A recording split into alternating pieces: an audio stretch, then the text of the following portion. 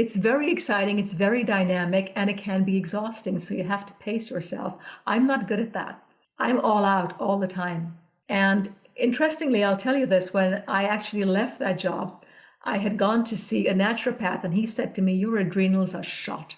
He said, it's going to take a lot to turn this ship around because your mind is still functioning, and you're just keeping on. He said, but your body needs a rest.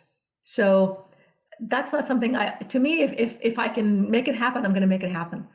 A question asked courageously, answered honestly, and lived authentically can change your whole life. For me, that question was, how can I use what I have, what I love, and what I know to bless the lives of others? The School for Good Living and this podcast are one answer to that question. Hi, I'm Brian Miller. I know that the world can work for everyone, but that it won't until it works for you. I've created this to help you make the difference you were born to make. It's a series of conversations with thought leaders who are moving humanity forward. And in each episode, I explore their lives and the work they do. I also ask them to break down how they've gotten their books written, published, and read. This podcast is all about exploring the magic and mystery, and sometimes the misery, of the creative process. So if you have a mission, a message, and the motivation to share it, this podcast is for you. Welcome to the School for Good Living.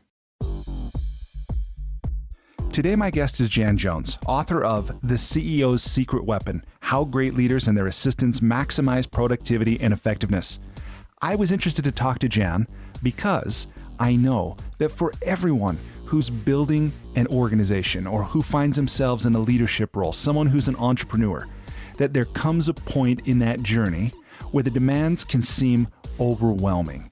There comes a point where it makes sense to bring someone in, specifically to support you in your endeavor to grow something, to achieve something, to contribute something. And Jan is someone who knows very well what it takes to perform at an extraordinary level as an executive assistant. Jan has more than 20 years experience being an executive assistant. She's traveled extensively and worked in many parts of the world. Jan has worked as an executive assistant for Tony Robbins.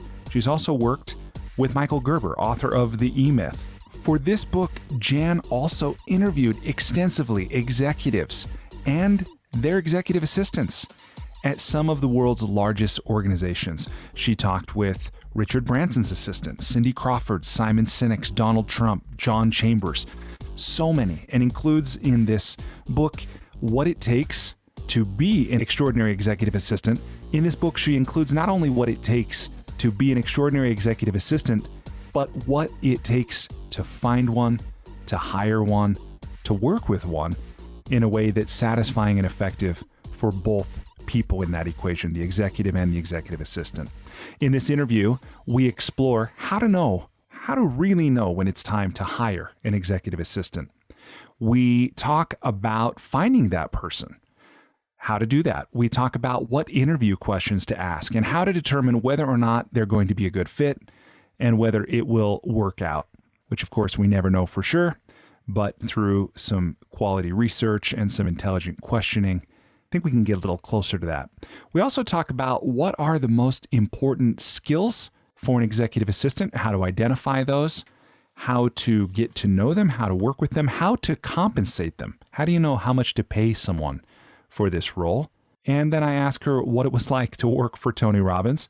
And one of the things that I love in this interview is that Jan gives the essential question, the fundamental question for any executive assistant to ask themselves before taking a job working with and for an executive. In this interview, we also explored the tangible and intangible characteristics of an exceptional executive assistant. You can learn more about Jan and her work at janjonesworldwide.com, and you can learn more about her book at theceossecretweapon.com. Jan, welcome to the School for Good Living. Thank you very much, Brian. Happy to be here. I'm so glad you are. Jan, will you tell me, please, what is life about? What is life about? Start with the easy questions, right? We'll just work from there. Life is about whatever we're experiencing when we're experiencing it. I don't know any other way to say that. Life is what we experience, and it's In some ways, we have overlapping experiences, and in other ways, we have our individualized and our separate experiences, right? And I was in a satsang, in a meeting one time, and somebody asked the teacher, what is the purpose of life? What is life about? And he said, life is about enjoying the gift of life. And to that, I have to add what another teacher said, irrespective of circumstances. Life is about enjoying the gift of life, irrespective of the circumstances, whether you're happy, whether you're sad, whether it's going your way, whether it's not. Life is a gift. It truly is. And another one of my teachers said, if you truly understood the gift you've been given, you'd never ask for anything else. Wow, that's beautiful. And yeah, I really love that answer, and it resonates with me. And what I find is it's maybe one of those things that's simple, not easy, right? Like it's easy to enjoy life when it's going your way, when you're getting what you want and the weather is good and people are, pleasant and things like that. But what have you found? I'm kind of going deep here, but I just want to follow this thread. How do you personally manage to do that even when circumstances or particular situations aren't easy? It's constantly bringing my awareness back. And I've been doing it a long time. So I'm not saying it's easier to do, but the awareness comes quicker now than it used to. So I don't get quite so, when I was younger, I would get fully into an emotion and it would take a long time to release it. Now I can quite quickly bring myself back to center where I'm not going off in a direction that I'll find I'm never going to come back from, Okay. What a valuable skill, and maybe one that's necessary if one is going to perform at the highest levels as an executive assistant, Yes. right? Which, yes. To be honest, before we met, I'd never thought, oh, there's someone in the world who is, the world's leading expert on what it means to be an effective executive assistant. But of course there is, right? There's an expert about everything. And it makes sense that, there are executives who run the world's corporations and government organizations and NGOs and all of this. Of course, there are people who work, closely with them to support them and help them be successful. But let me ask you this question, which is when you introduce yourself, maybe, or when you're introduced from a stage, how do you typically like to answer the question, who are you and what do you do? Well, who I am and what I do now is I'm not an assistant any longer. Obviously, I have a business. But I do very much identify as being an executive assistant because I was one for 20 years, right? So, and when I talk to assistants, I always say we, or when I'm writing about assistants, I say we, because I guess old habits die hard. I very much relate to being an executive assistant. And it had such an impact on me that in my business right now, in my life right now, a lot of what I do is guided by what I learned as an assistant, working side by side with entrepreneurs and CEOs. And so that's kind of second nature for me. When people introduce me now, they introduce me now as the author of The CEO's Secret Weapon, that they introduce me as the author of the book. And then, of course, they talk about me having international business experience, having worked across 4 continents in my career, things like that. And they always love to mention that I work for Tony Robbins because he's such a major personality in the world today. So that's something else. I don't define myself that way, but people like to introduce me that way in order to give some perspective to who's there in front of them speaking. Yeah. And I want to ask you about Tony Robbins, but I'm going to hold off on that because I know you've worked with so many amazing personalities. I want to explore for a moment this book, The CEO's Secret Weapon. So will you tell me, why did you write this book? Who did you write it for? What did you want it to do for them? So I wrote the book for executives specifically. The reason I did that is because the realization finally came to me when I started my business. So I own a speakers bureau. It's a bespoke speakers bureau, and we send business experts and celebrities to speak at events all over the world. And because of that, I have to work closely with these famous business people's assistants, right? And I discovered that many of them didn't have assistants who were worthy of this caliber of executive. And I was always surprised. How come this person who's standing up on a stage and telling the whole world how to run their business has got some crummy assistant who doesn't know what they're doing, And I thought, I found myself starting to explain to executives when they were needing an assistant or something like that, what it took to support somebody like them and why it was so important for them to really pay attention to who was their representative and their face to the world. And that's when I started because always in the back of my head, people were saying to me all the time, write a book, yeah, but what to say, how to. And then finally it started to come together that the executive is the person I needed to target, because the assistant knows a lot of this. The assistant knows who they are, they know what they do, but the executive has no idea. They don't know how to go about hiring an assistant, what to look for, what characteristics, once they bring them on board, what to do with them, all of those things. So I realized that it was incumbent on me, if I was going to do this, to speak directly to the executive. And I said to my publisher repeatedly, I said to her, I'm telling you right now, I'm writing the book for the executive, but it's going to be the assistant who's going to push this book, who's going to drive the book, and who's going to give the credibility of the book to the executive, because the executive may come back from an EO meeting, for example, and say, hey, have you heard this book, This Year's Secret Weapon? And if she goes, oh my God, yes, absolutely, I've read it, you should read it, that's a huge endorsement, right? Because executives listen to their assistants. Hopefully. And if the assistant said, oh God, that's just junk, I wouldn't waste my time, the book would go nowhere. So I knew that it had to have the credibility with the assistants and as much as it had to have with the executive. And fortunately it does, because assistants write to me from all over the world telling me this book is their Bible. Nothing more gratifying to me than to hear that. Yeah. No, I can imagine. And, I got a lot of value out of the book. There's a statement that you make pretty early in the book here where you say high-profile executives frequently saddle themselves with incompetent and opportunistic assistants who buckle under pressure, betray confidences, and use their positions as stepping stones to greener pastures. It's like, that might be most assistants. But, before we go to that, I just want to back up a half step, because I too, as I'm working to reach and serve people who are working, they're giving their all to building something, expressing something, contributing something to others.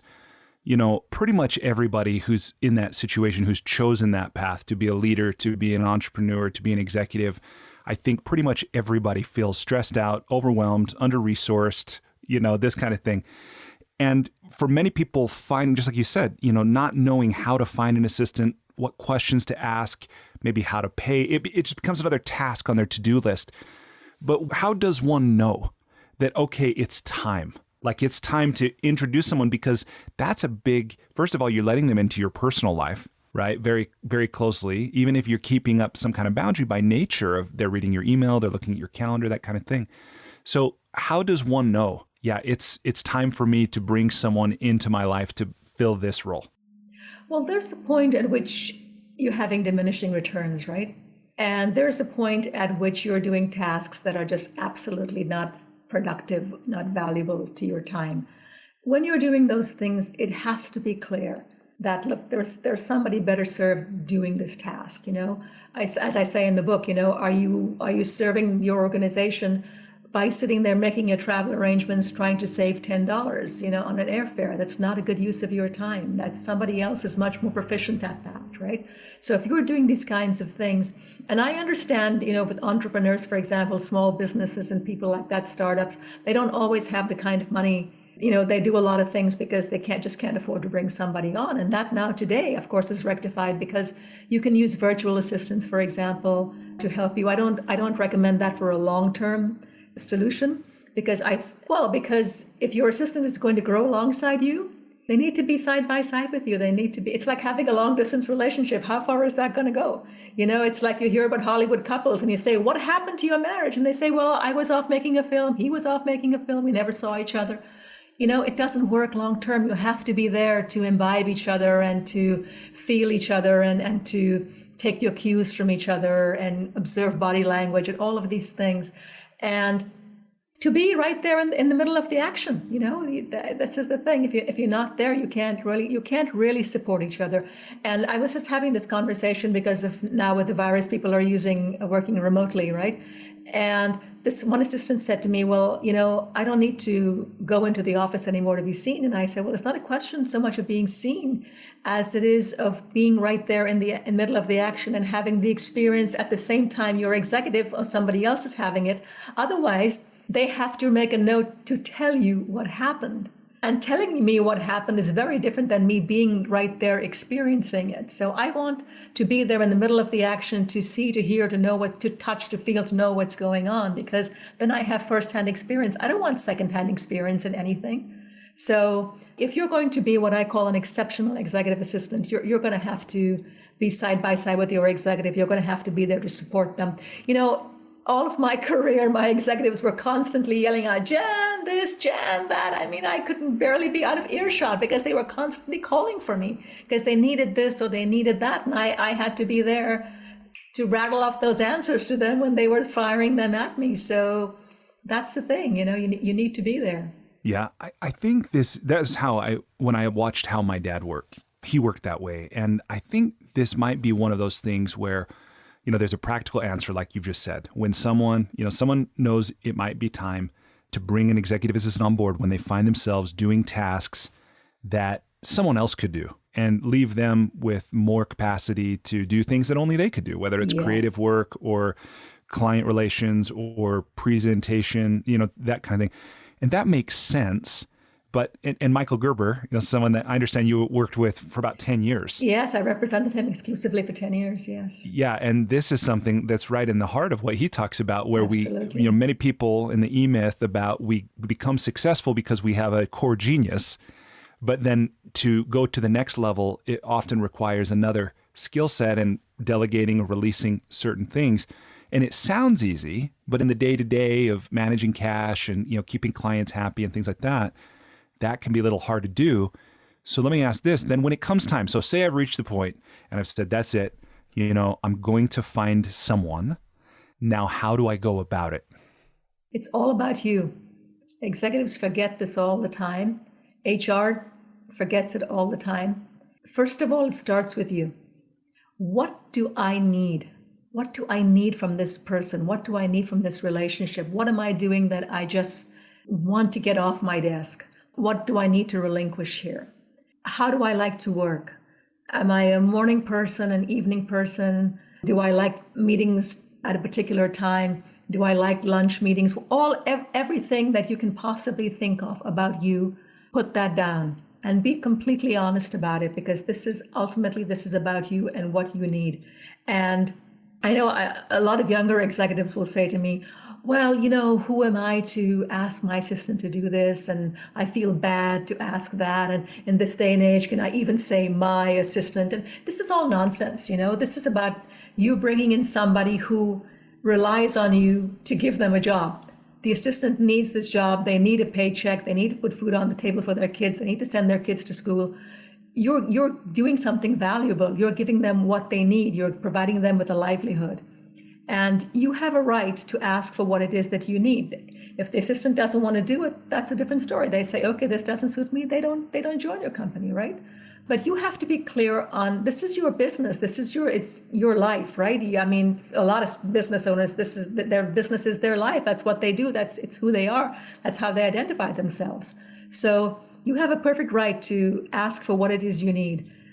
And once you get that established, then you go about looking for the person who's going to best meet those needs. So if you're somebody who is a big picture person, you're going to be driven mad by somebody who is wanting to just be engaged in minutia and ask you questions all the time. You're going to say, go figure it out for yourself. Don't bother me, right? So you have to find somebody who is going to be able to work with you only looking at the big picture, but somebody who is also able to manage the details.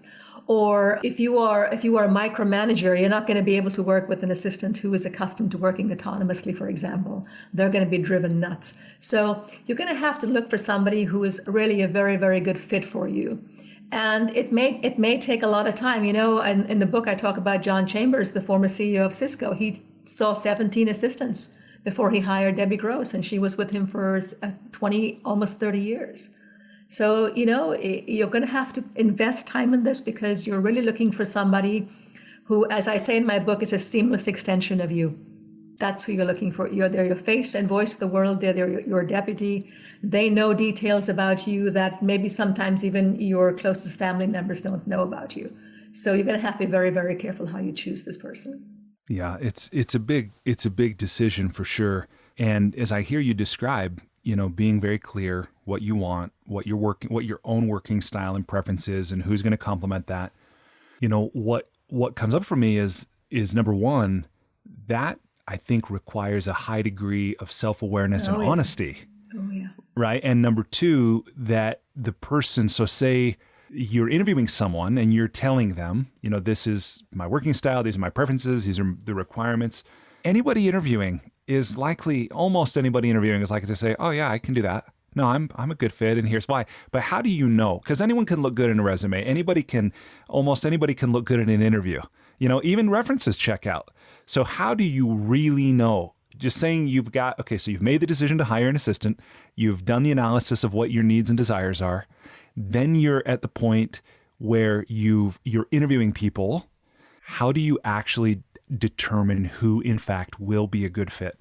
So here's the thing. I learned this from Elon Musk, and I put it in my book because I just found it so insightful. He said, when you're interviewing somebody, if they've done something, they will be able to get down to the brass tacks. If they haven't done it, they'll fudge.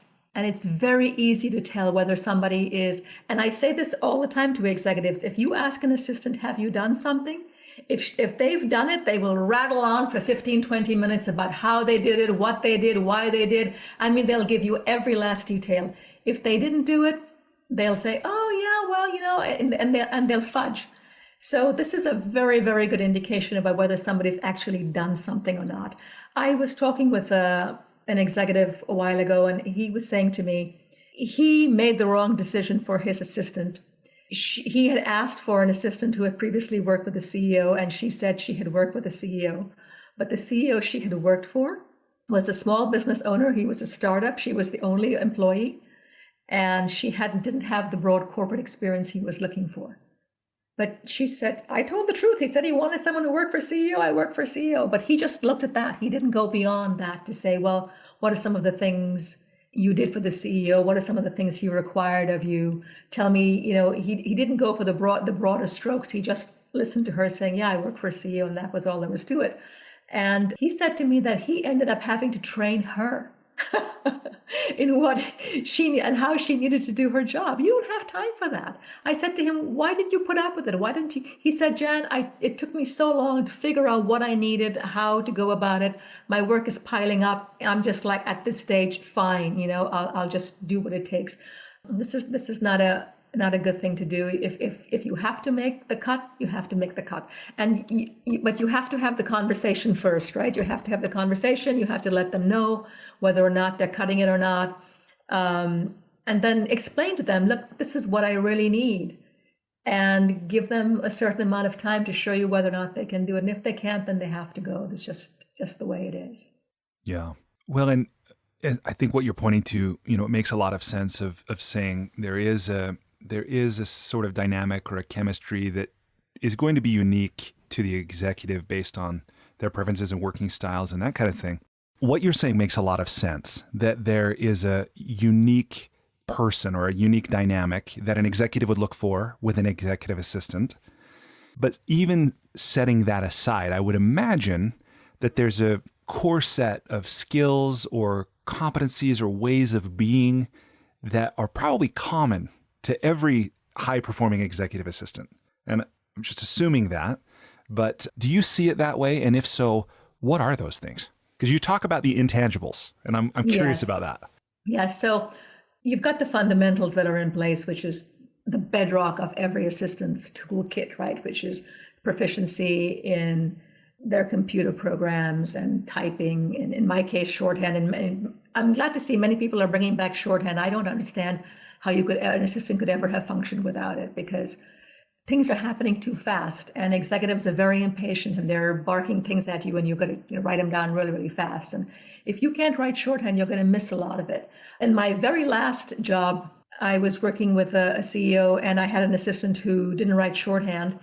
And he would call us in and we would be there together because she did some things, I did some things. And so he would be dictating and I would be taking notes like crazy and she would be typing and she would be missing a lot of what he was saying. Even though she was a really fast typist, she was probably typing, 90 words a minute or something, but she was missing a lot of what he was saying. And so I'd have to go back and read my notes and say to her, okay, this is what he said, or that is what he said, or something like that. So shorthand, being a fast typer is not my experience is that it's not a replacement for writing shorthand. So you have those fundamental skills, and then you have to be proficient at things like, being able to make travel arrangements and being competent with managing lots of different details, things like that.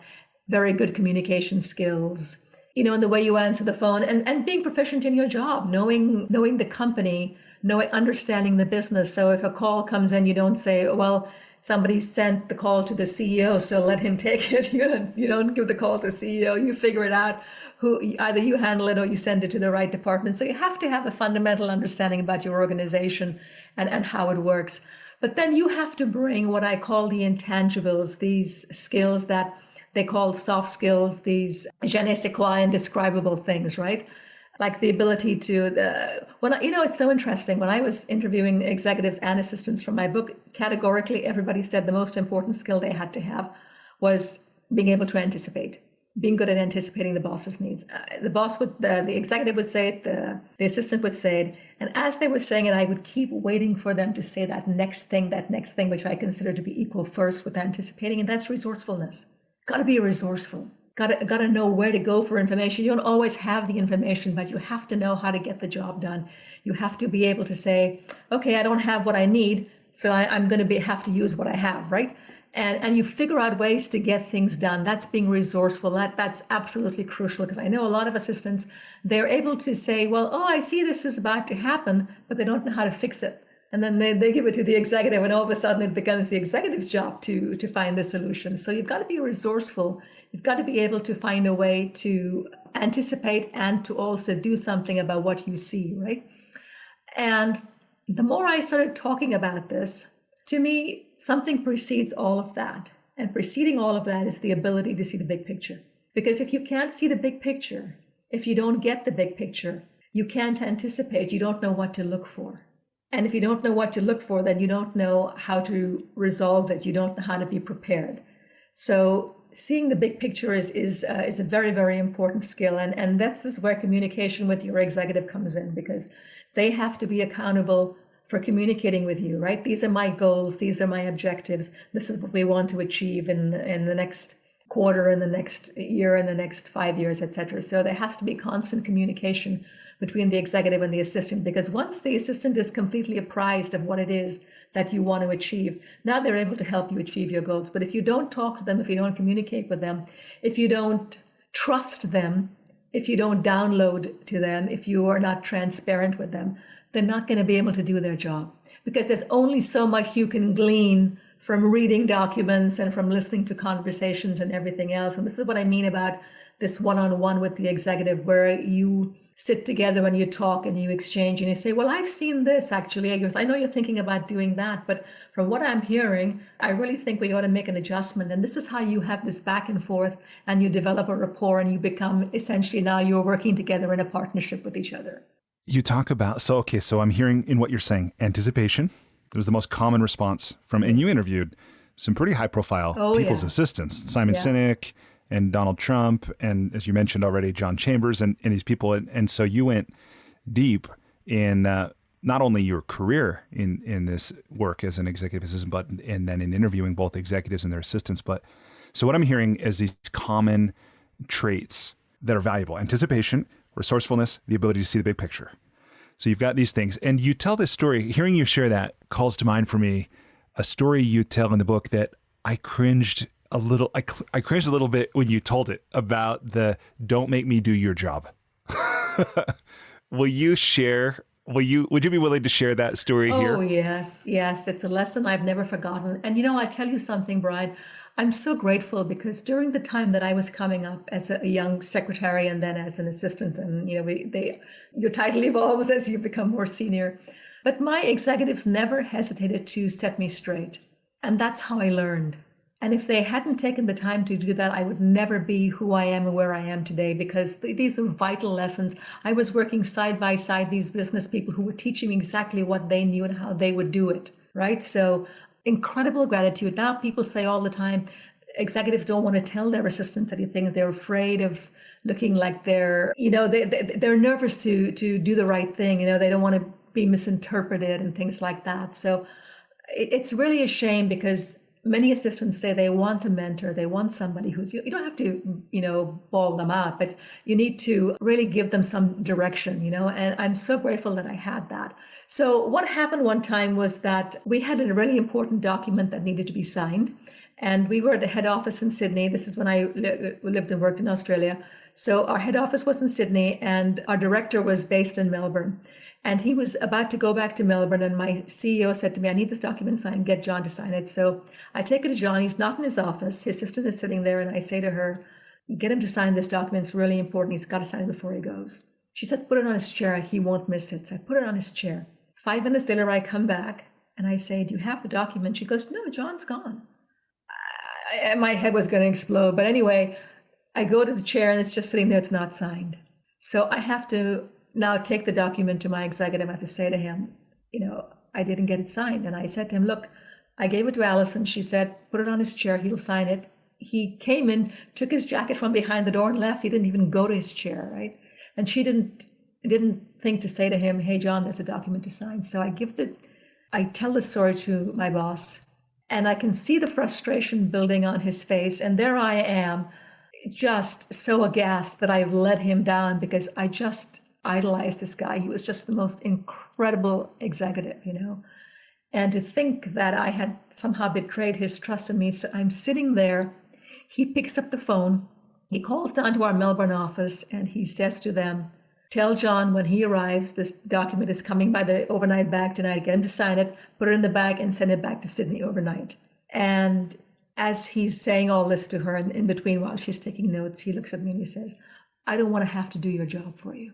What could I say? What could I do? There was, in that moment, I just had to muster all my humility and just take the lesson. And I'm so grateful. I've never forgotten it, because never again in my life have I ever permitted my executive to say, I don't want to have to do your job for you. Because that's exactly what I made him do. He did my job for me. The CEO of a gigantic company doing my job for me. So yes, I'm glad I conveyed to you exactly how I felt. So as we're moving down this progression, how to identify, how to know when it's time to hire an executive assistant, how to be clear which one's going to be a good fit with you, what to look for. And then we get into an interview process. And this is one thing I really appreciate in your book, by the way. And you just mentioned the question from Elon Musk, which I actually wrote down as well as I read the book. I thought that was a great question about asking someone, especially in this era where things are collaborative more than ever, and people say, oh, I was part of the team that grew revenues to 20 million, or I was part of the team that launched that product. And I love that insight about asking how they did it. And, people who were really involved in the action of it will be able to talk about it differently. You mentioned a question that Simon Sinek asks that I similarly thought was a great question about surprises. Will you share what is the question that Simon Sinek shared with you to ask in an interview, and what other questions have you discovered are really good at kind of weeding out, who might actually be a good fit from who you'd be glad you didn't hire? Yeah, he doesn't like any surprise. He doesn't like surprises, so he always asks them the question, what surprise would I not like to have? Tell me about that surprise, right? That's a tricky question, because in an interview, a lot of the time you have to assume you don't know the person well enough to be able to answer a question like that. And there's something else I pointed in the book is as I say to executives, don't ask them questions that they're going to need inside knowledge to answer. Yeah, because then it's just a gotcha question, because there are a lot of things about your company that they can't possibly know. So don't judge them if they can't answer that as proficiently as possible. But in general questions, yes, HR should have already done the whole portion about whether or not they're proficient in their skills and things like that. So when you're talking to the person, it's really about getting to know them and sharing who you are. Because in that process, and the thing about executives, I tell them all the time is, look, you've built a business, you've probably built many businesses, you have very good gut instincts, trust your gut. And this executive who said to me, I don't want to have to do your job for me, when he was interviewing me, he said to me, ultimately, it's a gut feeling that you have, whether this person is going to be a good fit or not. I can We can sit here forever and talk about all kinds of things and ask all kinds of questions, but in the end, it's a gut instinct about whether or not you're going to be a good fit for me and whether we're going to work well together. So I think a lot of it has to do with your intuition and whether or not you feel comfortable with this person. And for the assistant, it's very, very important to say to yourself, is this somebody that I'm willing to go all out for in the long term? Because it takes immense amounts of energy to be an assistant. Immense. You can't even begin to imagine. Not just the long hours, but the sheer volume of things that are coming to you, the sheer volume of everybody at the same time wanting things from you. You know, some days you just become in a state of overwhelm because it's just immense what they're asking all the time. You have to know the answers. You have to show the results. There's lots of things that are on your shoulders. So you have to, for me personally, the question is this somebody I want to support long term? Is this somebody I care enough about to give my life force to? Because that's what I'm doing day in and day out. I'm giving them my life force. And for me, the time to leave is when I no longer want to do that. I can't give you any more. I've given all I can give, and I'm not replenishing. I'm not feeling like I'm getting anything back from it. Then it's time for me to move on. And sometimes you can have the discussion ahead of time with your executive and let them know. Sometimes they don't want to know. And when they don't want to know, then you know you're not being treated and respected for as a human being. So it's time to move on. Yeah, no, that's a powerful question. And I love a question a friend of mine suggested, and this was for hiring anyone, but I think it's a great question for maybe hiring an executive assistant. He just said, not that you would go on a road trip with him, but he said, is this the kind of person I would want to go on a road trip with? Like I'd want to be stuck in a car for 20 hours, you know? I was like, that's an interesting spin on it. But you also have this other thing that I'd never thought, or I'd never heard it worded this way, that I actually thought was pretty interesting, where you suggest asking general knowledge questions, such as who's the Prime Minister of England, or what's the tallest mountain in Japan, or something. What's the thinking behind that? Well, an assistant has to be well-rounded. They have to be tuned into what's happening in business and in world, whether it's social, economic, political. They have to know what's happening in the world. And now more than ever, assistants have to be tuned in because the whole globalization thing, you have to know what's going on. And you can't afford to be dealing with somebody in the Czech Republic or in India or somewhere else, and you have no clue about their country, about their customs, if you don't even know the capital city of their country. So in this particular one that you mentioned, example that I gave, I was working at this company where we had offices in the UK and we were headquartered in Japan. And so if somebody was coming to work, I would say, what are some general knowledge questions? You know, who's the Queen of England? What's her name? What's her husband's name? You know, do you know her children's name? Of course, in America, it's more difficult. In Australia and England or somewhere, they would know that anyway. But you have to know that London's the capital of England, right? You know, there are people who think New York's the capital of America. You know, so you know, this is the kind of stuff that you have to make certain that if they're not tuned in, if they're not informed, they're not going to be a good ambassador for their executive. So these are the kinds of things you have to know. And also, when your executive is having conversations, you have to be able to make sense of the conversations that they're having. You know, you've got to read something in the newspaper in the morning, you've got to be able to say, you know, okay, they're looking at the Wall Street Journal or the New York Times or whatever, and there's an article in both those papers this morning talking about something in particular. I need to know what that is, because it impacts how I do my job. And I want to be informed when my executive is talking. And I may have seen something that adds some dimension and perspective to what they've read, because I may see some of the news developing later on than what they've read that morning. So I have to be able to contribute. So I have to be informed about the world and you know, business and economics and everything in general. Yeah, that made a lot of sense to me. And in this process of interviewing someone, you know, using these questions and these kinds of questions to get to the truth of whether they're going to fit and be, you know, successful in this role. One thing that I found myself asking is there a shortcut in any way, or a way to validate or confirm in the form of personality assessment? You know, a Myers-Briggs, a DISC, a Strengths Finder, you know, the Enneagram, like anything. What's your take on how useful those are as any kind of factor in the decision-making process? I think they're all useful. DISC in particular, I like DISC. Myers-Briggs has been around a long time. And Enneagram, I like a lot too. It's not as common. For me, I know the Enneagram from a more metaphysical and spiritual aspect than I do personality, because it was never meant to be a personality tool, but it's being used like that today, right? So it was meant to more be as an inner tool of recognizing your true nature, the Enneagram of your true self. So I don't know that the Enneagram is always reliable in the way that it's used today. There's this one assistant, and she did the Enneagram somewhere or other, when she came out on LinkedIn and she said, "Hey, I'm a 9, yeah, absolutely, I'm a 9." And it's like, this is not what it was for. So to me, an Enneagram is maybe being misused as a personality test because of the origins of the Enneagram. But I would say, yeah, DISC and Myers-Briggs, yes, absolutely. I see that those are those. And when I take those tests, I'm quite surprised at how accurate they really are. Okay, so now we've got through, say, we've done the selection, we've done the interviewing, we've made the choice, we're bringing somebody aboard, and then I'm just thinking, I'm also mentally going, okay, how far am I going with this? But now we're going, okay, so somebody's here, and we get to work with them. I want to go a different direction, because I want to ask you, I learned a story I'd never heard before that I thought was pretty cool, and the kind of influence or significance an assistant can have. But it's the story that you share about Elvis Presley.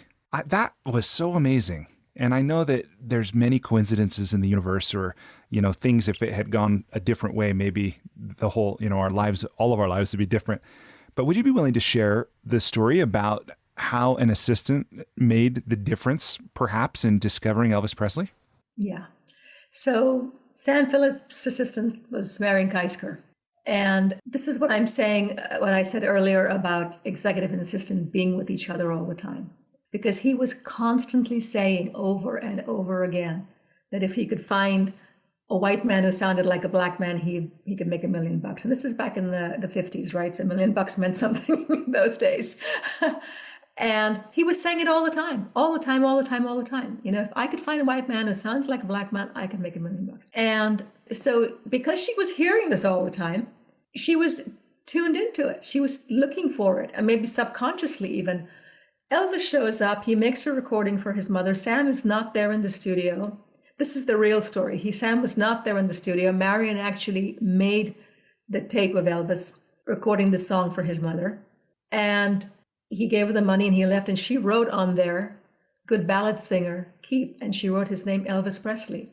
And she saved that. And she played it back for Sam. And Sam said, "No, I don't think so. His voice is too pretty. It's not quite what I'm looking for." And every time a song came in, because the musicians would bring their songs in and they would be looking for a singer. And every time they were looking for a singer, she would say to Sam, "What about the boy with the sideburns?" And he'd say, "No, no, no, no, no."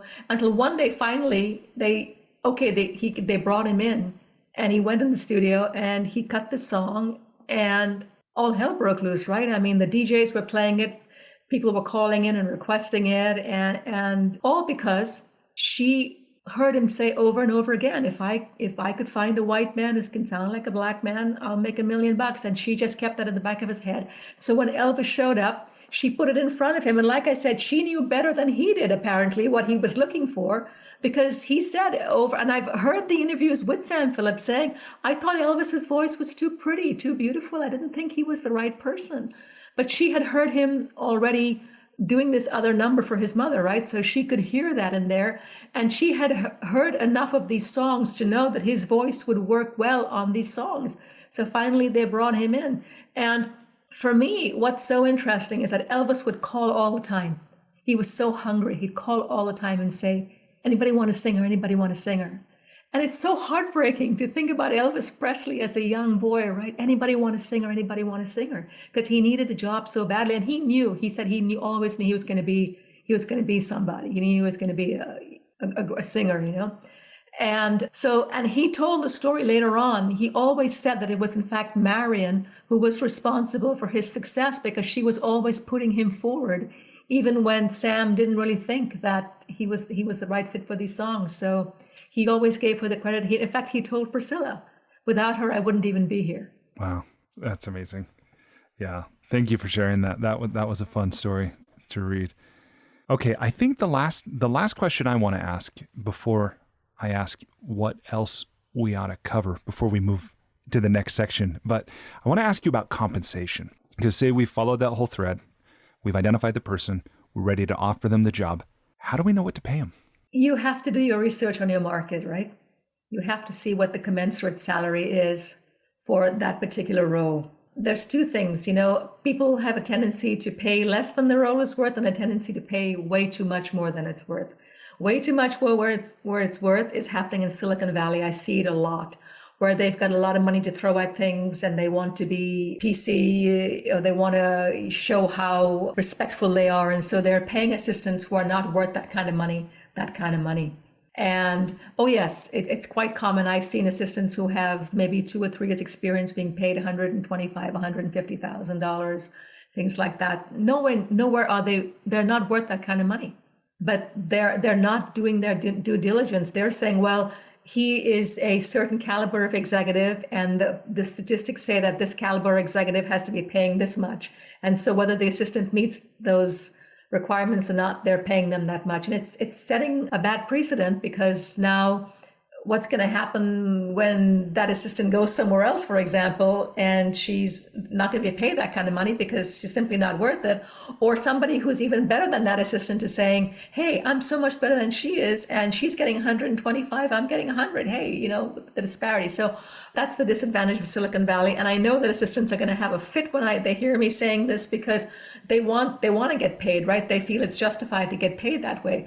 But there has to be some rationale for paying people what you're paying them. I think more assistants are paid less than they should be paid than are being paid more than they should be paid. Let me be clear about that. But you have to do the research on your market. You have to see what's the salary that is fair. And then if you want somebody pretty good, you're going to have to pay a little more for them. Even if the market is saying it's $60,000 and this person, you really want them, and they're saying 75 is what I want, you're going to have to come up with the difference. And I used to say to companies all the time, look, you're in a much better position to come up than I am and to go down in salary, right? It's a lot easier for you to give me a little bit more money than it is for me to say, well, I'll take a cut, because assistants are not being paid that amount of money. So then all of a sudden you say, no, take a cut so that you can come join here. Another thing, I won't mention the company, but they would say things to people all the time like, well, you're coming here for the opportunity. Yeah, to a certain degree I am, but then I also need to pay my bills, right? And I also need to have you show me that I'm worth that you believe I'm worth what I am worth. So yeah, so you have to look at the numbers for your market. It's interesting, because I was just talking with somebody who has a work visa to come work in the US, and she was telling me that they have to put down what they're paying on the form. They have to tell the immigration what they're paying this person, and it has to be the wage that's commensurate with the market. So if they're in New York, they have to pay them a certain wage. If they're in Arizona, they have to pay them a certain wage. They can't pay them in New York what they would pay them in Nevada or Arizona, for example. So yeah, so that's pretty interesting.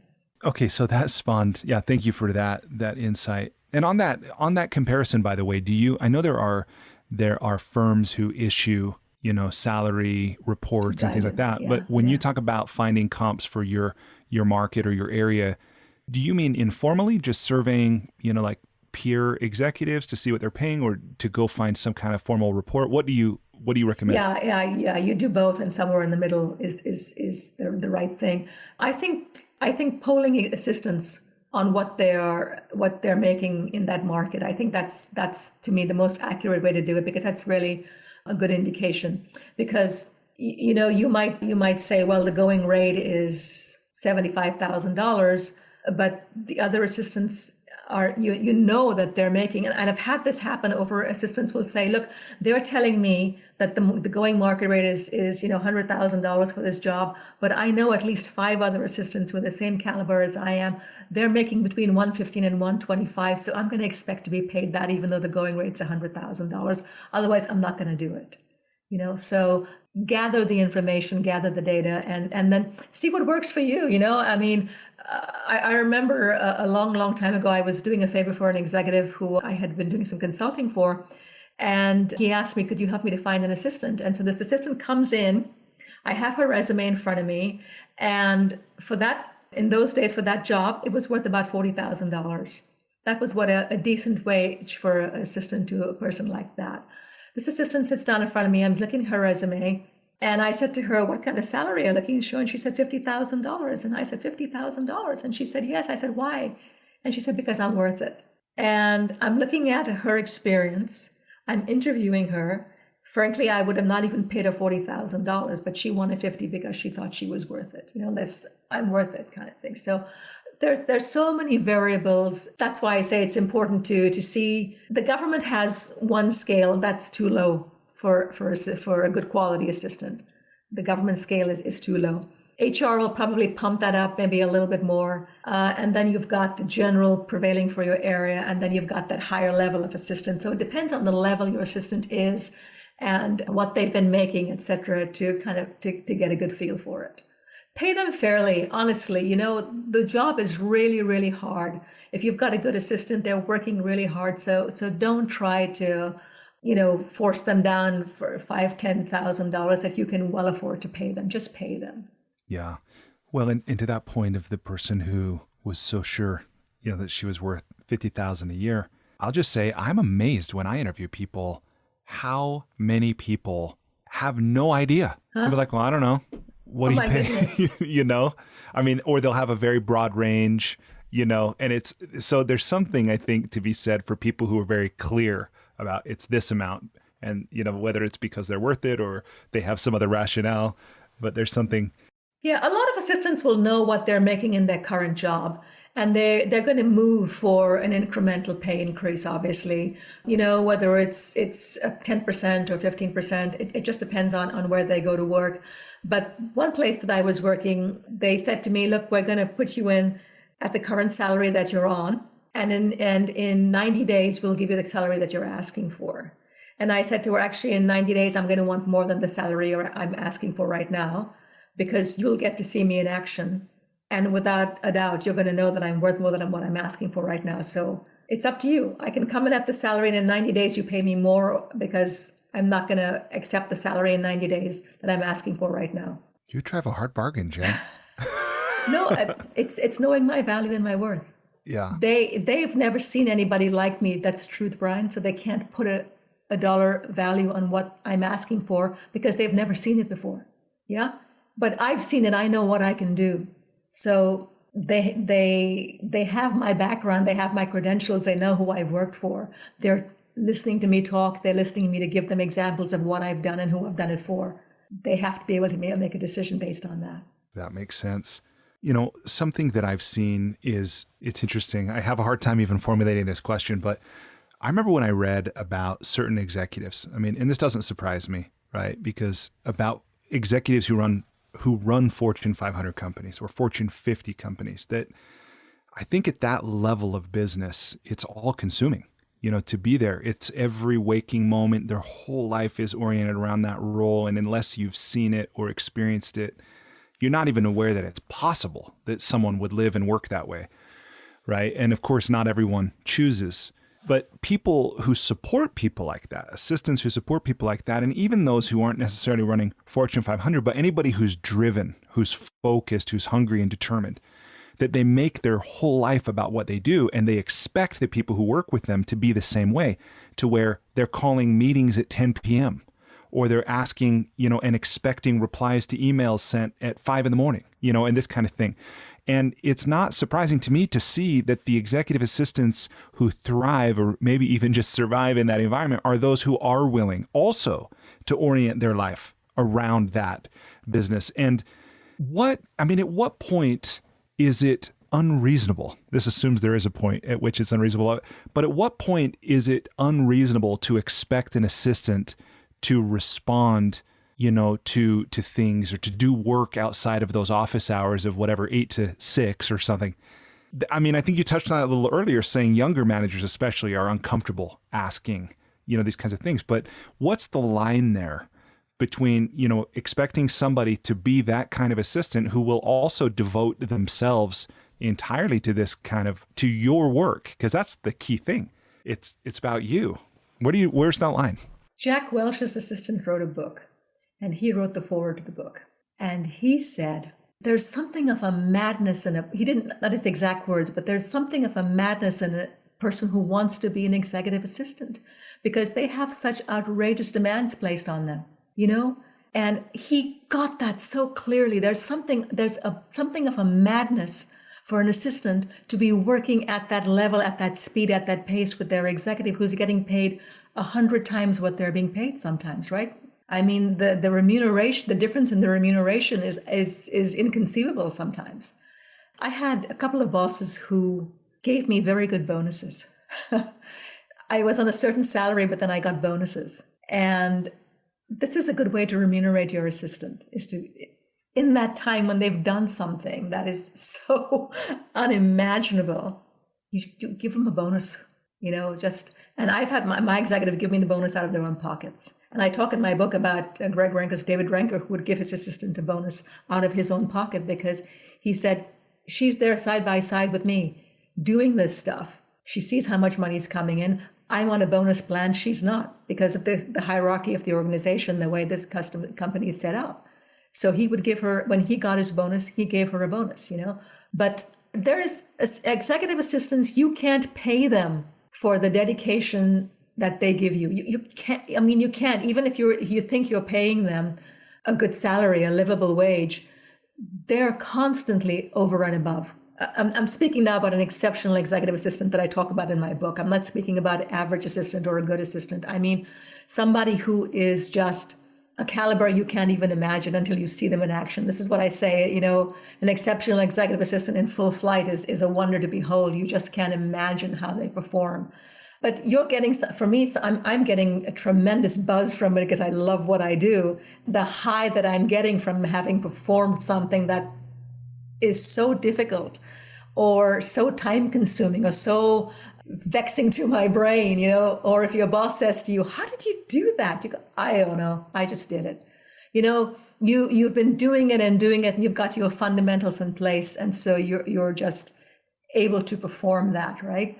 But there's a joy of achievement, and there's a willingness to extend yourself and give yourself. And this is what I say. The fundamental question is, can I give my life force to this person?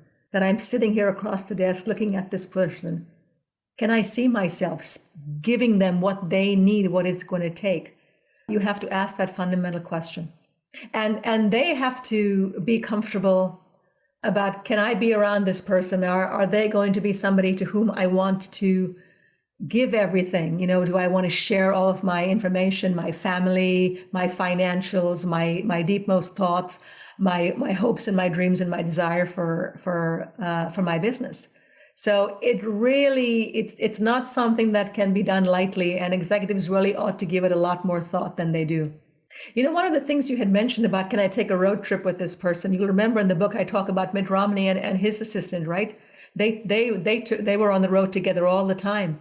And he said, Mitt was the kind of person who would say, okay, let me take over the driving so you can do what it is that you need to be able to do. You can't drive and make the appointments at the same time and all that kind of stuff. So they worked incredibly well together. They took road trips together. And a lot of assistants, nowadays especially because flying private is so prevalent, assistants will go with their boss. In years gone by, an assistant flying on a jet with the boss was really huge prestige. I mean, you really, wow, really, she does what? She flies on his private jet, that kind of thing. Now it's becoming more and more accustomed. And I see not a lot, but I see ads coming up where executives are saying, you have to travel with me. And yes, it's private travel, but you're going to have to be able to travel with me. So yeah, you have to be able, it's like a marriage, right? Whether you're getting along with somebody, taking a long trip together. And if you're in a hotel room and you're sharing a bathroom, I always say my marriage survived so long because we had separate bathrooms, but you're in a hotel, you're in a hotel, you're sharing everything. You're in that space. Can you get along with this person? This is what's happening right now with the lockdown, people are going crazy. They can't be together anymore. So this is all the things you have to look at in a relationship. Yeah. And what you're saying, and so much of what you've written really just confirms for me that I think there is a certain kind of person who really not just enjoys this, but excels at it. And it is difficult for me to quantify or to describe, but this desire to serve, is a huge one. Somebody who enjoys those what I would say, those tricky situations, the problem solving, like you said, the anticipation, and it has a large degree of common sense. And at the end of the day, it seems to me that somebody is either that kind of person or they're not. But that's a generalization, I know. Yeah. And the thing about the assistant is that they are just simply there for their executive. One of the things I talked in the book was about the guy calling his assistant Thanksgiving dinner. She's having Thanksgiving dinner and he wants her to book her flight to California the next morning. And her family's saying, look, tell him no. So he could hunt, right? I mean, that was... golf. He wanted to play golf. Yes, Yeah. yes. He wanted to play golf. She said, sure, I'll take care of that. Wouldn't many people just think that guy was an a-hole? It's like, hey, let me interrupt your Thanksgiving so I can go golfing. I mean...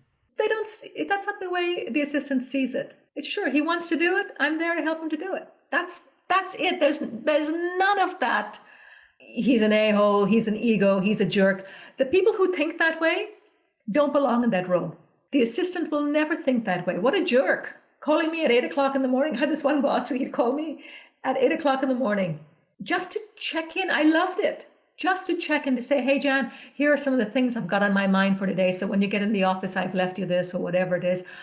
That, to me, the trust level of calling me up and saying, hey, we're side by side in this, we're partnering in this. Here's what I want to accomplish today. Here's my expectations. This is what happened overnight.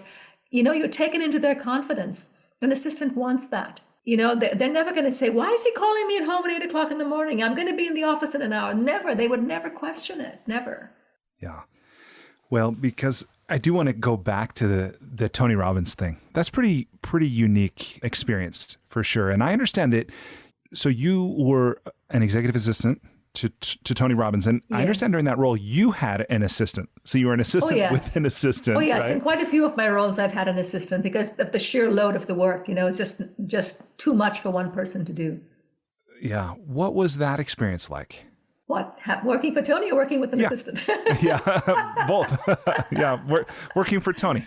So Tony is, what you see is what you get. As you know him in his public persona, that's how he is. That's the person he is. One of my colleagues who worked with me at Robbins, she just would say, Tony is just all consuming. He's just constantly all consuming information, everything. He's just on all the time. And to work with somebody like that, you have to be on all the time. You have to be on your toes. And in fact, I get asked this a lot by people. What's it like to work for someone like Tony Robbins? And here's what they expect to hear. Oh, it's so exciting. It's such fun. I meet fabulous people. It's hard work. You can't even begin to imagine how hard it is to constantly be supporting somebody who's generating that sheer volume all the time. You have to just be there constantly alert for what they need, which is every executive. But with Tony, it's times 100, right? Because of the sheer volume of what he's churning out all the time. His brain is going constantly. It's very exciting. It's very dynamic, and it can be exhausting. So you have to pace yourself. I'm not good at that. I'm all out all the time. And interestingly, I'll tell you this, when I actually left that job, I had gone to see a naturopath, and he said to me, your adrenals are shot. He said, it's going to take a lot to turn the ship around because your mind is still functioning, and you're just keeping on. He said, but your body needs a rest. So that's not something to me, if I can make it happen, I'm going to make it happen. That's an assistant. Then they're going to, and assistants talk a lot about this, about burnout and things like that, and being aware. And now in this day and age, you become much more aware of it. In years gone by, it was you just exhausted yourself. You just wore yourself out because you were there to do the job that your executive required. It's so interesting. When my book first came out, I did an interview with a woman's podcast, and she was asking me, how do you even dare to assume you can support someone like Tony Robbins? And I said to her, well, because I'm as good at what I do as he is what he does. And she said, oh my God, I can't believe a woman would say that she's as good at what she does as Tony Robbins is. And I thought, that's the truth. I'm as good at what I do as he is at what he does. If I didn't know that about myself, I couldn't support him.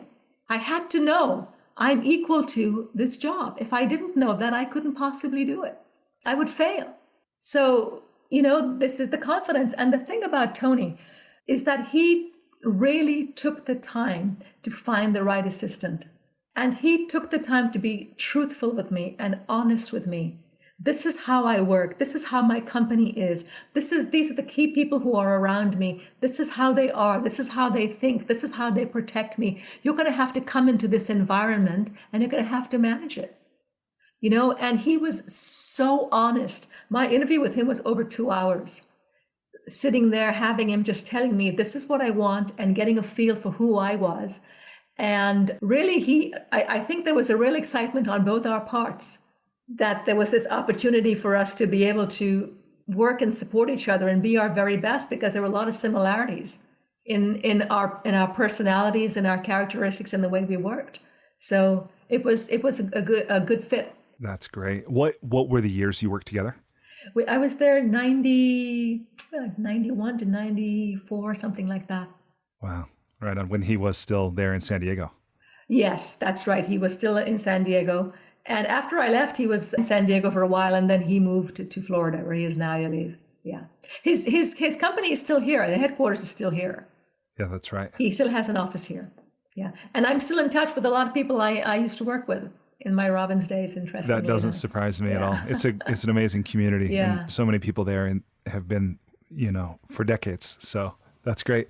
Well, Jan, what haven't we covered that you think is worth covering still? Oh my That's gosh. a big question, but I know we've covered so much, but what haven't we touched on that might be worth covering? I really, honestly, truly want executives to read my book for the simple reason that I want them to understand the true nature of an executive assistant. I want them to understand the true nature of the role of the executive assistant and how that role can be so beneficial to you in your role as an executive, in accomplishing your goals.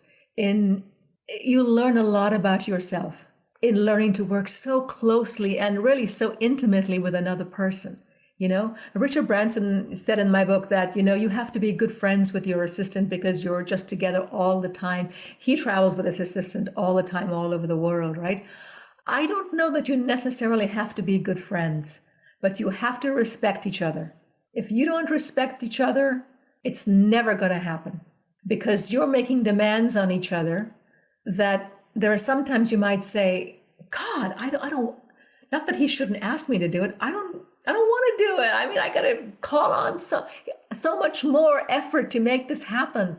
But I respect this person. I trust them. I know why they're asking me for this. And I'm willing to do it. I'm willing to do that one more thing for them. And I think that my book will give you a very good accounting of a true executive assistant. And as I say in the book, why you should not settle for anything less. That's the key.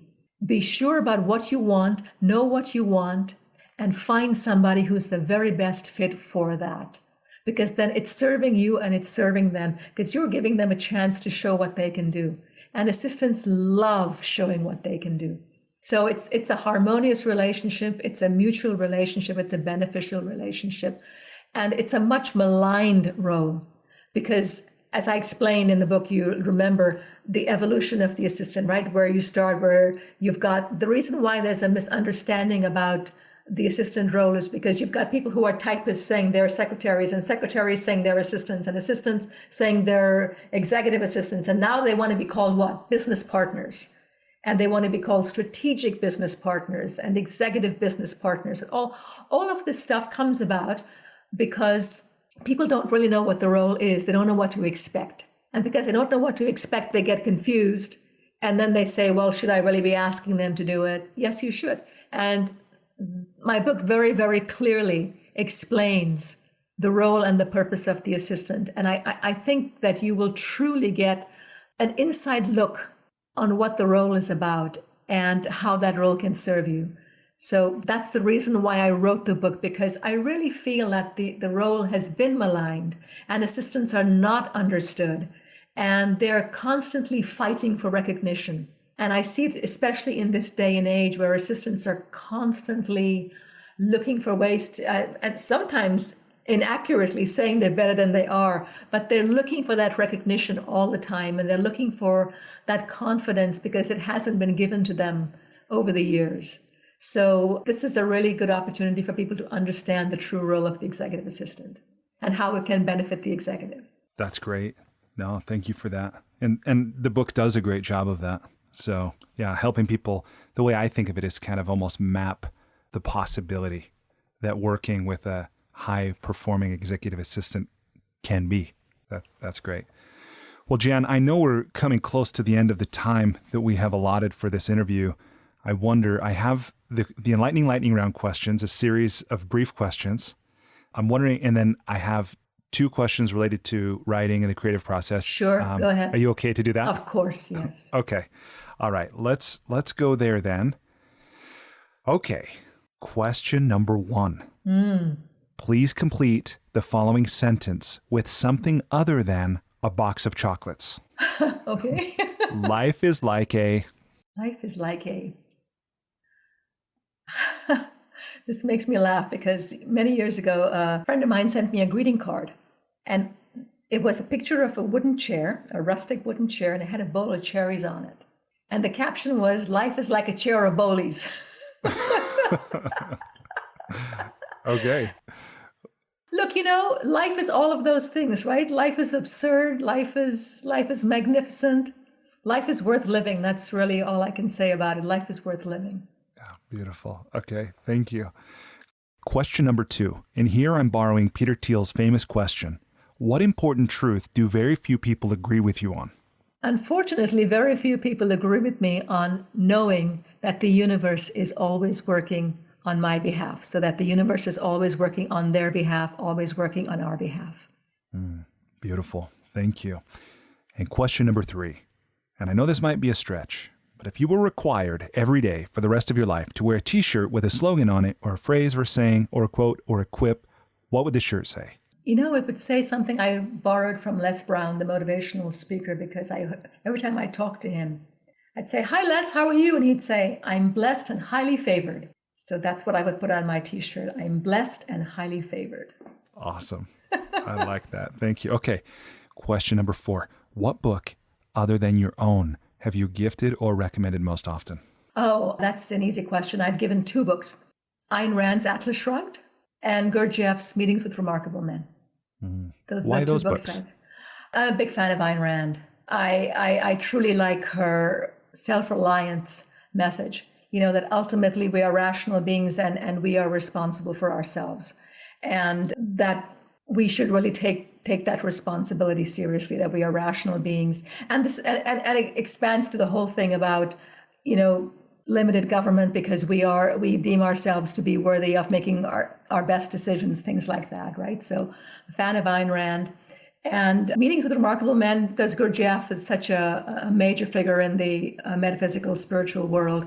And he tells about all the different people he met along the way of his journey. And he talks, of course, he was originally from a part of Georgia, Armenia.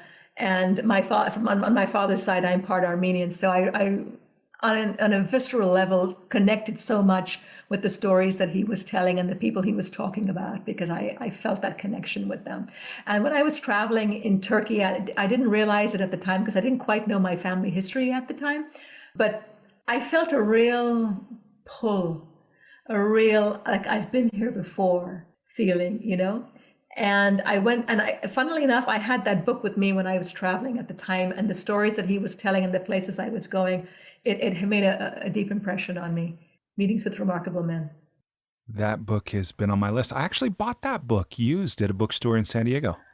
Read it. You'll really enjoy it because you travel a lot. And and the respect and the love that he has for his father and for his culture and everything, I think you'll really enjoy it. Right on. And then I understand Ouspensky was his... Ouspensky, oh my gosh, the fourth way. He was like his assistant, right? His face and voice to the world. I mean, he was really the person who cataloged and brought Gurdjieff's message to the world. Ouspensky, very, very important man. Right on. And what are you reading right now? Well, I've just finished reading a book by Steve Schwartzman, who is the CEO founder of Blackstone. It's called What It Takes. A fascinating book, fascinating man, all of the things that he's done in his life. He came from a family of shop owners, I guess. His father's family, they had a linen and curtain store. When he was 10, he started working in there. So, not unlike me, I didn't work in a store, but my father was an entrepreneur. And so I got my foundation and love of business and all of my common sense and all that from my family business and seeing how families operate in that entrepreneurial environment and how they think. And there's a real common sense and a real practicality when you're raised in a business environment, Yeah. Yeah, That's great. Very, very, very, very interesting book. And the people that he's met along the way who are so influential in business, people like Jack Welch and Sam Zell in the real estate world, and all the different stories he tells. And he talks about a lot of things. This is why I say you've got to be around your executive to hear those stories and those background things. Assistant can learn from the executive, where he also talks about the fundamentals and getting the fundamentals in place, and that being something that you can then build on. Also talking about how things were in the financial world. When he started, you did everything by hand. Now it's all algorithms and it's all done for you. But then you had to sweat it all out, And he tells all these fantastic stories. Very, very interesting book. I highly recommend it. What It Takes by Steve Schwartzman. That's great. Thank you for that. Okay. Next question it's about travel. So you've traveled a ton. What's one travel hack, meaning something you do or something you take with you when you travel to make your travel less painful or more enjoyable? I do two things. I've done them forever. The first is I always take my own tea with me. I drink a special Japanese tea. I take that with me everywhere I go, no matter what the situation or circumstance. One sip of that tea, and I am centered. I am home. What's the tea? Oh, it's a Japanese tea. It's called genmai. It's a rice, smoked rice and green tea. Wow. You just buy it online now, or? Yeah, I buy it in the National Food Store. I can buy it online. The best place, of course, to buy it is when you're in Japan. And when I'm in Japan, I buy large quantities and bring it back with me. The bulk is always best, but it's not the most practical. So there's the one brand, Sugimoto. They're a really high-end brand. And then there's also Eden Foods, which is a very common brand here with the natural organic in the U.S., Eden Foods. So I buy theirs as well for convenience.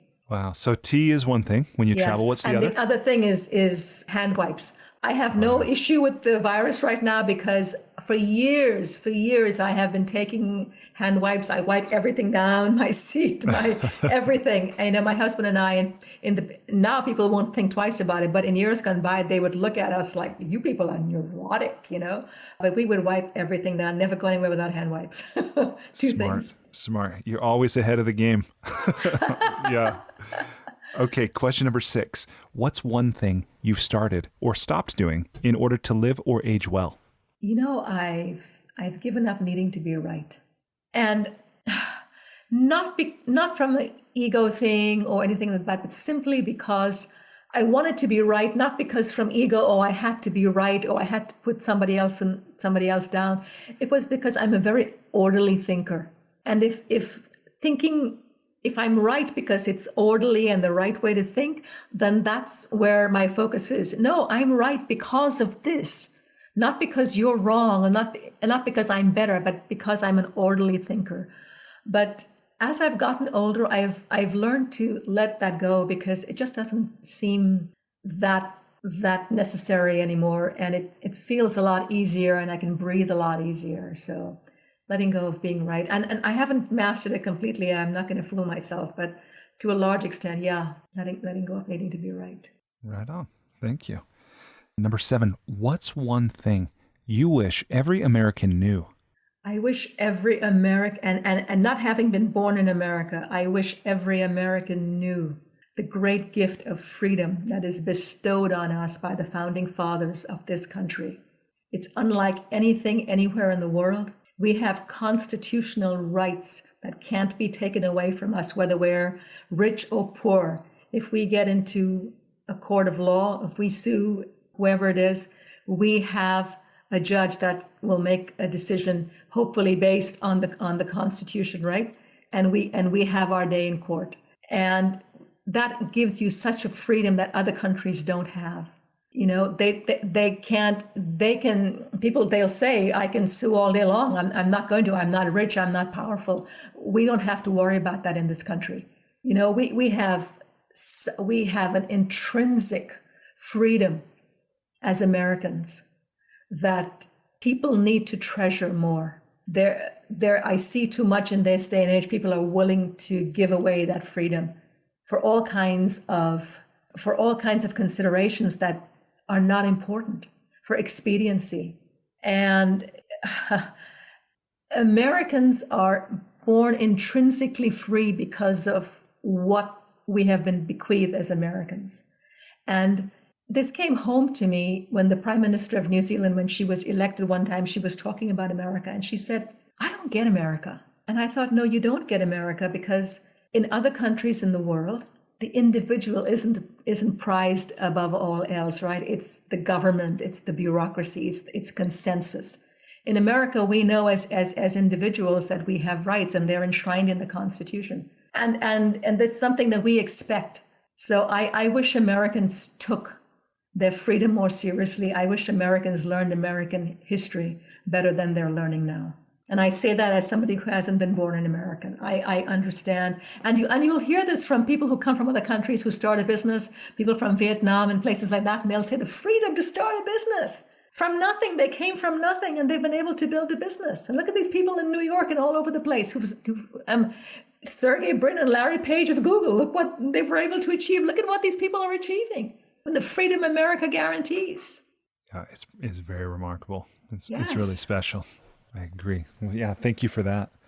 Number 8, what's the most important or useful thing you've ever learned about making relationships work? I can answer that very directly. It's understanding, especially in a romantic or a love relationship, it's understanding that people love you in the way they know how to love. So there are a lot of people who their relationships don't work because they want to be loved in a certain way. They want their people who love them to show them that they love them in a certain way because that means love to them, right? But if that's not natural for the person who's loving you to bring you flowers or sit and listen to you or bring you, chocolates or take you out for a nice dinner or whatever, if that isn't natural for them, just because they're not doing that, that's what you want, doesn't mean they don't love you. They're just expressing it in a different way. Right? We all express our love in different ways. And to be able to appreciate the way somebody loves you is, I think, what will help you to have a successful relationship. Just let them love you the way they know how to love you, and be grateful that they do. That is a really beautiful sentiment. Yeah, this is a really, I think, I want to say mature or advanced perspective, to grasp that. And anyone who is willing to try that on, who hasn't previously, who's maybe just made their partner wrong for not bringing me the flowers I wanted, or, talking to me like I want, or whatever. Maybe that could make relationships that otherwise don't seem to be working work. Yeah. You know how that came to me, because somebody once said to me, "Is your husband romantic?" And I was thinking to myself, is he romantic in the traditional way that people think of romance? And then I remembered when we were early married, I was telling him, about the seasons in Australia are opposite to the way they are in America. And so when Easter came, I would get the smell of this particular flower that we had at Easter time. And I began talking about the different flowers and things that I liked. And a year later, I discovered that he had grown those flowers for me in our garden. He didn't say anything. He didn't do anything. He brought the flowers into the house. I was like, "Where did that come from?" He says, "I grew it for you." That's really beautiful. I'm like, this man, my husband is unconventional and offbeat anyway, but what a thing to do. He didn't just go to the store and buy it for me. He grew it for me. Wow. What were the flowers? Jonquils and freesias and gardenias. I like perfumed flowers. That's beautiful. That's really thoughtful. And the final question in the Enlightening Lightning round here is about money. And the question is this: setting aside compound interest, what's the most important or useful thing you've ever learned about money, or what's something that you're always sure to do with it or you never do with it? I'm respectful of money. That's one thing. I learned that from my parents. I guess they were not in the depression, they were post-depression, but they took good care of money. So I learned to be respectful of money, but I don't have a scarcity mentality at all, because my parents never had a scarcity mentality. And that's a big thing about money, is that I respect it, but I don't feel it's hard to come by. I've never had that attitude about money. When I need it, it's there. And I'm grateful for access to money. And I know that money gives me the ability, more than being able to take care of myself, it helps to be able to be generous with people I love. Because I've been able to be a resource to people who I love dearly, who have not been as fortunate as I have sometimes. So I've been able to help them. So money is a wonderful resource, and I treat it with a lot of respect. And I welcome it in my life. That's a great answer. Thank you. Okay, so here at the end of the Enlightening Lightning Round, I'll just ask, if people want to learn more from you or they want to connect with you, what would you have them do? They can reach me in a couple of ways. It's the easiest way to reach me is to send me an email, jan@janjonesworldwide.com. I'm vigilant in responding to my email, and I will always respond. And that's probably the best way to reach me. And then, of course, go to my website. My book website is theceosecretweapon.com. And you can also connect with me through that website. And then, of course, in my speakers bureau, Jan Jones Worldwide, janjonesworldwide.com. And you can also reach me through the website there as well. Awesome. And I'll look forward to hearing from everybody. Yeah. And as a gesture of gratitude to you for sharing your time and your experience and your wisdom with me and everyone listening, I've gone online to kiva.org, the microlending site, and I've made a $100 microloan to an entrepreneur named Valentina, who lives in Albania, who will use this money to help buy what she needs to care for her livestock through the winter. So she's a 67-year-old woman who's the mother of 3 adult children, and she'll use this money to improve the quality of life for her family, and people in her community. So thank you for giving me a reason to do that. Oh, I am so happy and so grateful that you've done that on my behalf. Thank you so much. A woman in Albania, where does that come into your consciousness? So I'm so grateful that this woman in Albania, somehow she and I are connected through you. I'm so grateful. Thank you so much. I support children all over the world through various organizations. In fact, at one stage I was supporting 7 kids. Now I'm down to 3. So it's because once they finish school, then the charity no longer supports them, because now they're on their own, and so we put them through school. So thank you very much for connecting me with this woman in Albania. I'm very happy to know that. Yeah, it's my pleasure. Well, the final portion of the interview here, I told you I had 2 questions, but I really have 3. And the questions are this. I'll just lay out the questions. The number one is, when we talked a while back, I asked you about the process of getting the book done. And it sounded to me like there was a story there. Like you didn't see yourself as a writer. It wasn't your intention to write a book, yet it happened anyway. So the first question is, what's the story behind the book? The second question might be part of that, which is then, how did you get the book done? So what was the actual process to get the book done? And the third is, what encouragement or advice would you leave others with who also want to finish their book? So those 3. Maybe it's one big question. I don't know. So people have been telling me for years, write a book, Jan, share what you know, teach other assistants. And I would say all the time, what I know is innate. I just do it. I grew up in an entrepreneurial family. I watched my father, and I would always give this answer. And one day it dawned on me, I have assistants, and I've been teaching them what I know. This is how I want it done. I know you've done it this way, but this is the right way to do it for us, because this is why. And I've been giving them instructions. So certainly this is something that can be taught, but I didn't know how to go about writing a book and coming up with chapters and all that. So while I had the content, I wasn't really that interested in making the time to do it. Just didn't really interest me. And as luck would have it, one of my clients hired an assistant. He hired the worst assistant anybody in the face of the earth.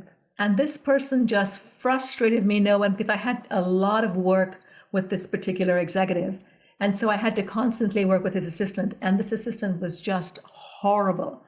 And I would just be tearing my hair out. And when I'd go to my husband and say, do you know what blah, blah did? And he said to me, Jan, write a book about it.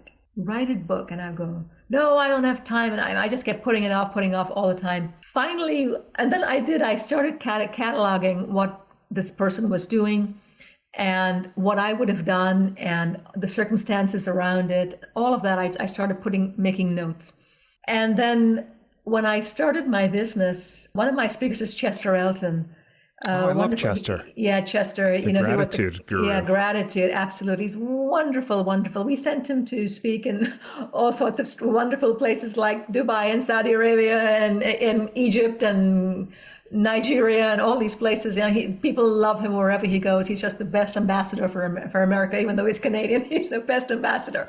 So I was talking to him one day and he said to me, "Jan, it sounds like you have a book in you." And I said, "Well, actually, Chester, I've made a start on a book, but I've never done anything with it because as my business started to build, I gave my attention to my business. I wasn't really, the book was not a priority for me." And he said, "That's very interesting." And then he called me up a couple of days later and said, "Look, I talked to my publisher about you." I mean, what a generous guy, right? I mean, I just said, yeah, I talked to my publisher about you. I told her about you.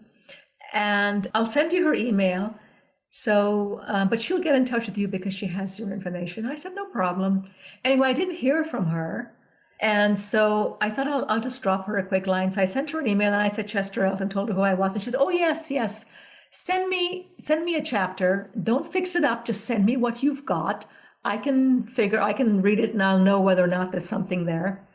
But, old assistants, that's the habit. I wasn't about to just send something off. So, but I didn't really have a chapter formulated. So what I did was I took salient passages from different things that I'd written and sent them over to her. And here it is, right? So waited impatiently. I wanted so badly to, does she like it? Doesn't she like it? Anyway, she got back to me about 2 weeks or so later and said, "Yes, there's something here we'd like to publish." And I was, just thrilled and throwing my hands up and excited, called up my husband and all that stuff. But then the real work began, right? Because now you have a contract and you have a deadline and all of those things. And I realized, I don't know I've got all the material and what am I going to do with it? So Chester again came to the rescue. He put me in touch with a very high level editor. She works for Nobel Prize winners and all these kinds of people, and very, very talented, very high buck, way over my head, frankly. But anyway, I sent her what I had, but she was too busy on other things. And I really never got the attention that I needed. And I had, 2 months before the deadline, it's important for people to know this, in choosing an editor. 2 months before the deadline, I had nothing back from her. There was nothing. I had to send her all this material. And she kept saying to me, "Look, I'm an old hand at this. I can do it really fast and we can bang it out." And then it was a month. And I was just freaking out. So I just said to her, "Look, you need to tell me what's the situation here because I'm supposed to turn this completed book in 1 month." And she said to me, "Look, I've got this client who I've been working with for a long time. He's a Nobel Prize winner. He's paying me a lot of money. I can't give any more attention to you. Here's a brief outline of where I think you should go. And let's just leave it at that. I don't want any more money from you. Just here. Thank you very much. You're on your own." Oh, no. I can hardly believe that. 1 month out, I gathered myself. I called my publisher. She knew who this editor was. And she said to me, "I believe it. I believe the story about her." And she said, "Okay, we'll work to a new deadline. Go ahead, find yourself an editor." And we had a new deadline. I now had to find another editor. And I tried various avenues. Different people, was struggling. All of a sudden, just let it go. Came across somebody who was kind of a broker for putting writers and editors together. And he said to me, "I have somebody from you who's available right now. The other people who I liked were not available." And he said, "She's actually worked at your publisher, so she knows, and she knows your editor, so she knows exactly what it is you're going to need to do." And so I got all of my stuff. I sent it to her, and she helped me to organize it. And it was a revelation to me. Chapter 1 is this. And I sent her everything for chapter 1. And she'd say, "Now, Jan, we need a summary of the chapter." And I'd go, "I have to do that." "Yes, you have to do that. Every chapter has to have a summary. You have to, all of these things that when you see a book and you wonder how on earth they do this, I had to do all of that, put it all together. I would write something. I would send it to her. She'd say, "There's not enough information here. You're repeating that. Take this from here, put that over there." I mean, it was a laborious thing to do, to write a book. And people ask me, when's the next book coming out? I just say, go away. I don't want to hear that question. Yeah. It was difficult. Not the subject matter. I had the content, organizing it all, making sense of it, making sure that it was in a format that people would want to read. Because like she said, executives are going to scan it very quickly. They're going to look at the summary and say, blah, blah, blah, next thing. They're not going to go through all the details. So you have to make it in such a way that they're going to want to look at this book, and then looking at the summary, go back into the chapter and read what you've written. So she was a fantastic editor. Honestly, I had Stockholm Syndrome at the end of it because I didn't want to let go of her, because she had been with me for those 3 or 4 months and really helped me along the way. Got the book done to the new deadline, sent it in, and then I waited for a couple, what seemed like an eternity, from my editor. And she wrote back to me early in the morning, got an email from her, and she said, I've got to compliment you. This book is really exactly what we were looking for. Excellent job.